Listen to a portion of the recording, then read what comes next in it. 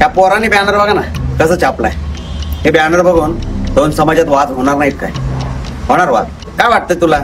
शिक्षणासाठी फक्त आम्हाला आरक्षण पाहिजे, बाकी बरोबरी करायला तुमच्या 7 पिढ्या जातील आमच्या. नमस्कार, तुमच्या सर्वांचं स्वागत करतोय आपल्या चॅनलवर. मित्रांनो, मराठा समाजाला आरक्षण मिळावं यासाठी मनोज जरांगे पाटील यांच्याकडनं अनेक दिवसापासून आंदोलन उपोषण चालू होतं आणि त्यासाठी त्यांनी जे आहे थेट मुंबई गाठली. मुंबईमध्ये गेल्यानंतर त्यांनी उपोषण चालू केलं आणि त्यानंतर त्या ठिकाणी जे आहे मराठा समाजाला आरक्षण मिळावं यासाठी त्यांच्याकडनं प्रयत्न चालू होते. परंतु त्यांच्याकडनं प्रयत्न चालू असताना सरकारकडनं जे आहे मराठा समाजाची कोंडी काढण्याचा डाव देखील आखण्यात आला होता. त्या ठिकाणच्या खावगल्ल्या असतील किंवा त्या ठिकाणी असणारं पाण्याच्या बॉटल वगैरे सर्व काही बंद करण्यात आलेलं होतं.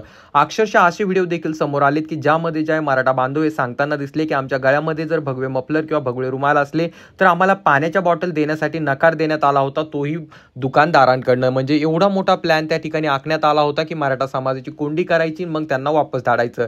परंतु त्या ठिकाणी जे आहे त्यांच्या मदतीला महाराष्ट्रभरातून महाराष्ट्राची जनता आली. मग त्यामध्ये कुठल्याही जातीपातीचा किंवा कुठल्या जाती धर्माचं असे बंधन न ठेवता प्रत्येक जाती धर्माचे लोक त्या ठिकाणी आले. अक्षरशः बौद्ध बांधवांनी देखील त्यांना मदत केली व त्यासोबत मुस्लिम बांधवांनी देखील.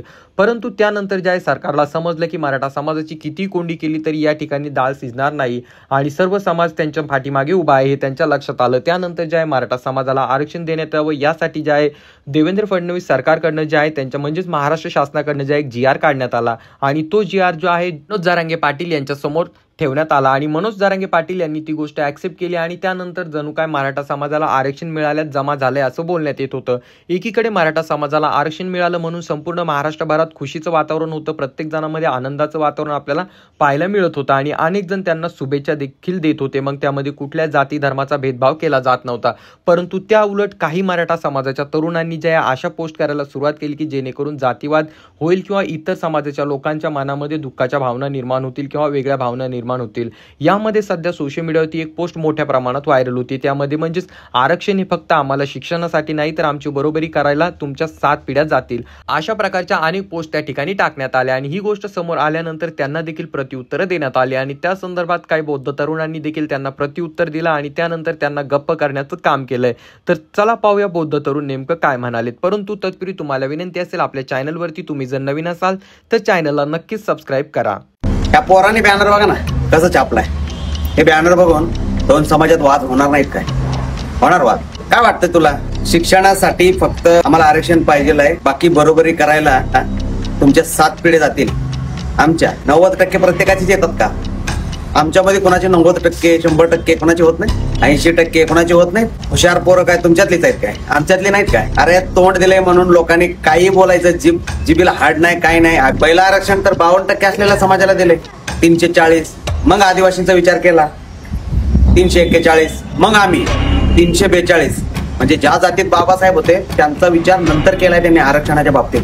एवढा महान होता माझा बाप. लागले बराबरी हे ते बोलायला, राहिलेत का ते दिवस मागं जायला?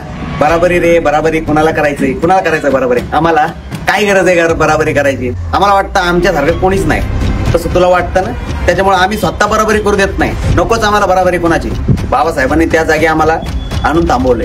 आम्ही आमच्या जागी छान आहे. पूर्वी लोकांना जात लपवावी लागायची, आता छाती टोकून सांगतात लोक नागवंशी महार आहे म्हणून. कळलं काय? हे फरक आहे. आणि लोकांना वाटतं ना आम्ही जातीवाद करतो. हे काय मग